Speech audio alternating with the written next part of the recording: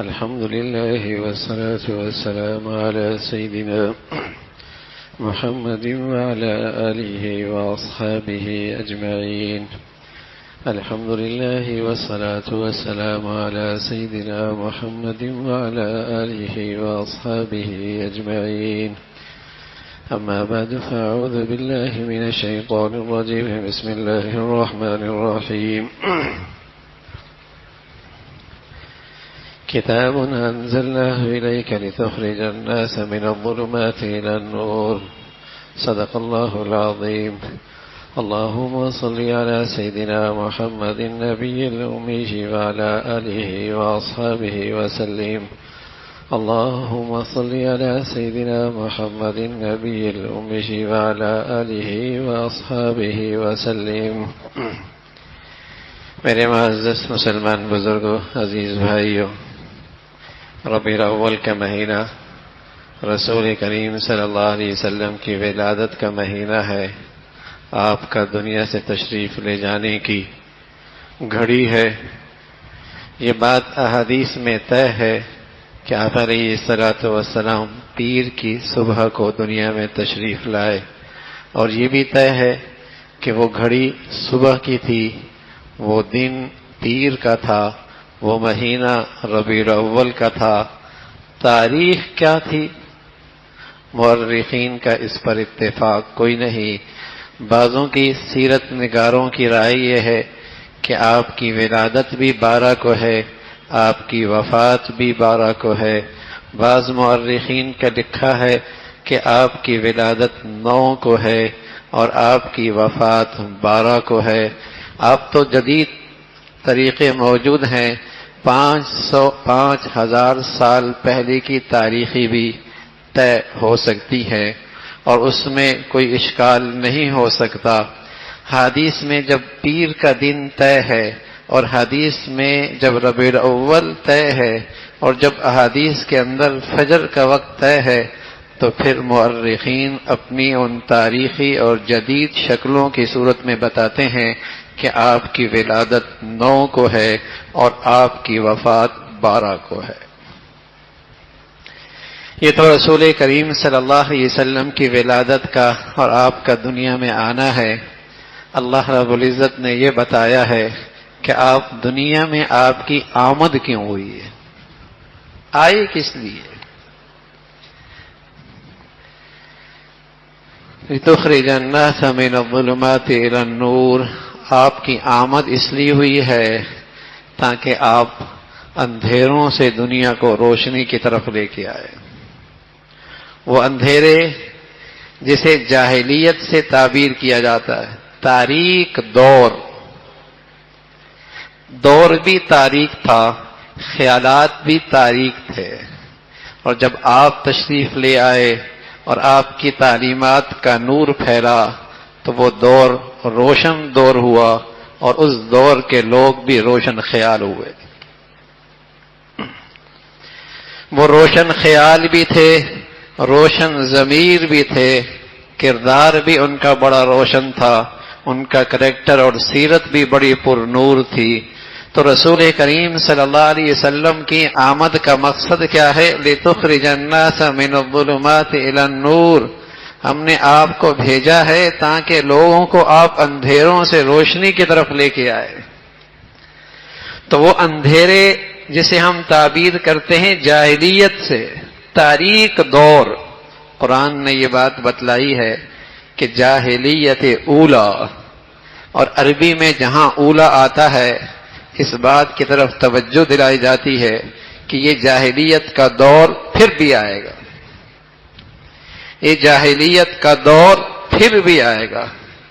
نبی کی تعلیمات کا نور آنے سے پہلے دنیا تاریکی میں تھی، جاہلیت کا دور تھا، اور جہاں سے نبی کا تعلیمات کا نور نکلے گا وہ دور پھر جاہلیت کا ہو جائے گا. وہ زندگیاں پھر تاریخ خیال زندگیاں ہوں گی، وہ زندگیاں پھر جاہلیت کی زندگی ہوگی. آپ کے آنے سے پہلے بھی دور جاہلیت کا تھا، آپ نے اس دور کو روشن کر دیا. وہاں کے لوگ روشن خیال بھی ہوئے, روشن ضمیر بھی ہوئے. تو ہم دیکھتے ہیں کہ آپ کی آمد سے پہلے وہ کون سا تاریکیاں تھیں, وہ کون سا جاہلیت کے دور کا نقشہ تھا, وہ کون سے اندھیرے تھے جسے قرآن کہتا ہے من الظلمات الی النور. آپ دنیا کو اندھیروں سے روشنی کی طرف لے کے آئیں تاکہ ہم آج پھر دیکھ لیں کہیں آج ہم پھر ان اندھیروں میں زندگی تو نہیں گزار رہے ہیں. پھر وہ جو قرآن نے ایک پیشن گوئی کی ہے کہ ایک دور پھر جاہلیت کا ہوگا, کہیں پھر وہ دور آ ہی تو نہیں گیا. تو ہم دیکھیں رسول کریم صلی اللہ علیہ وسلم کی آمد سے پہلے دنیا کا عالم یہ تھا, دنیا میں شرک موجود تھا.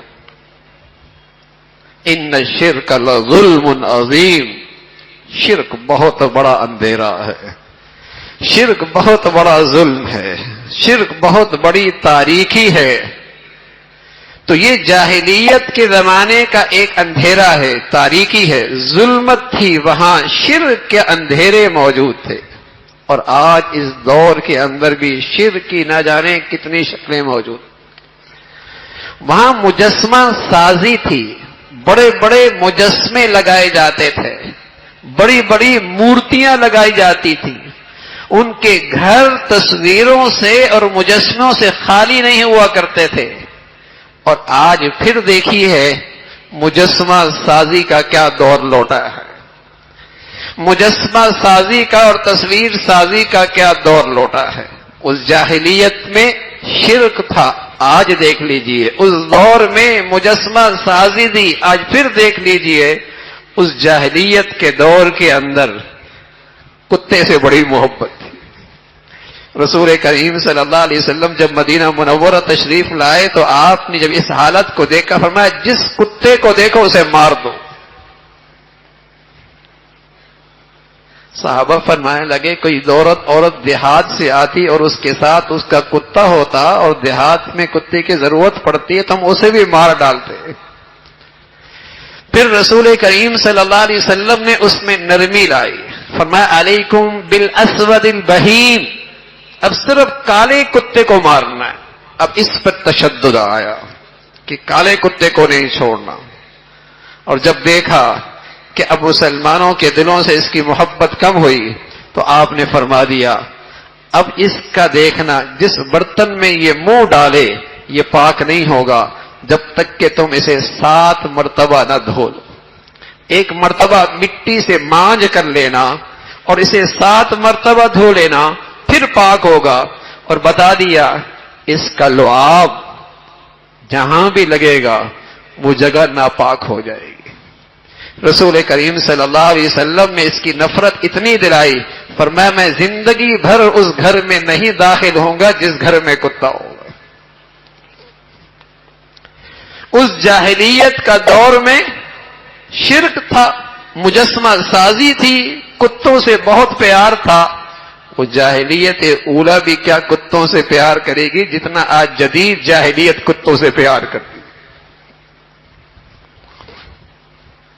جتنا اس دور میں کتوں کے حقوق کا تذکرہ ہے اور اس کا تحفظ ہے, وہ جاہلیت اولا بھی کیا کرتی ہوگی.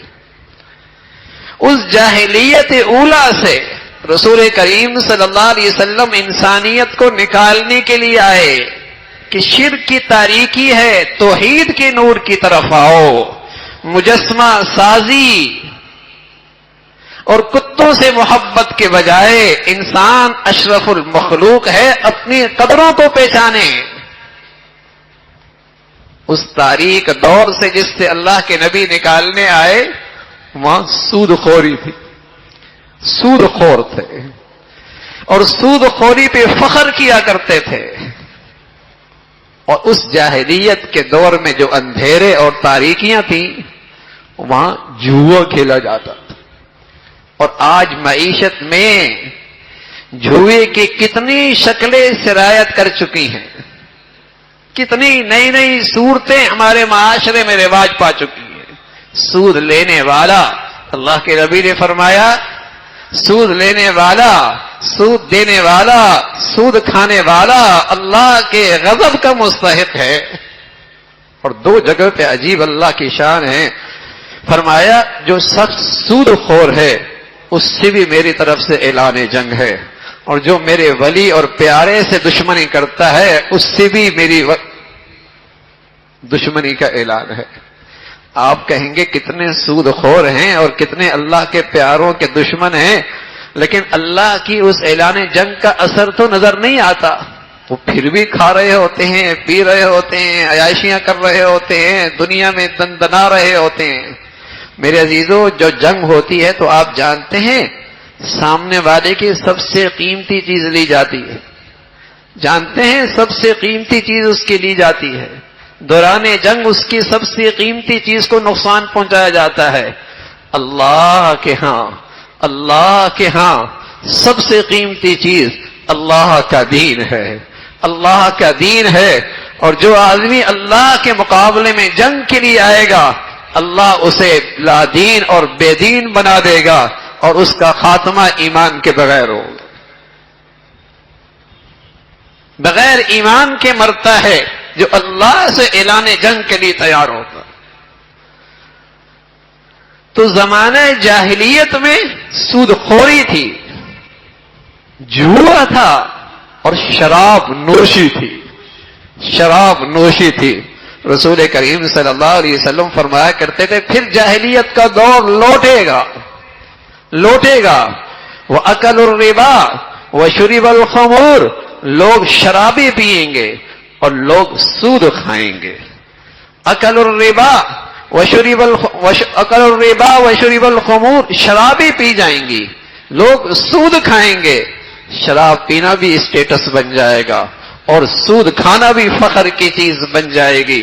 یہ زمانہ جاہلیت کی تاریکیاں ہیں جس کے لیے اللہ کے نبی کی آمد ہوئی ہے کہ آپ انسانیت کو ان اندھیروں سے نکالیں، اور آپ جس اندھیرے سے نکالنے کے لیے تشریف لائے، جن اندھیروں سے آپ نکالنے کے لیے تشریف لائے، انہی میں یہ بات بھی تھی وَلَا تَبَرَّجْنَ تَبَرُّجَ الْجَاهِلِيَّةِ الْأُولَى، وہاں عریانی تھی، وہاں بے حیائی تھی، وہاں عریانی تھی، وہاں بے حیائی تھی۔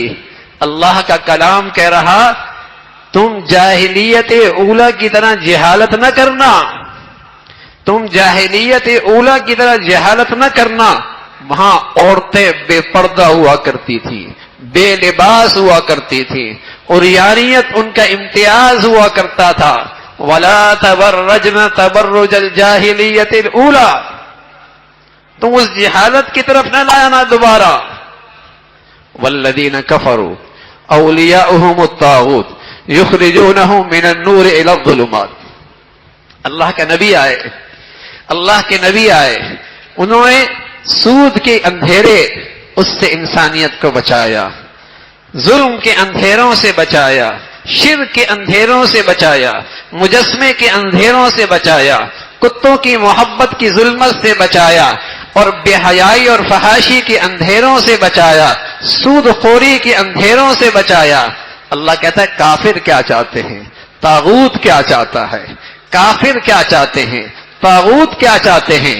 والذین کفروا اولیاؤہم الطاغوت یخرجونہم من النور الی الظلمات، کافر طاغوت یہ چاہتا ہے تم پھر ان اندھیروں کے اندر زندگی گزارنے لگو، پھر تم سود خور بن جاؤ، پھر تمہارے ہاں جوئے کے رواج ہو جائے، پھر تمہارے معاشرے اور سوسائٹی اور تہذیب میں کتوں سے محبت ہو، پھر تمہاری تہذیب اور معاشرت بے حیائی اور فحاشی پہ کھڑی ہو جائے، پھر تمہارے معاشرے کے اندر پھر عریانیت شروع ہو جائے۔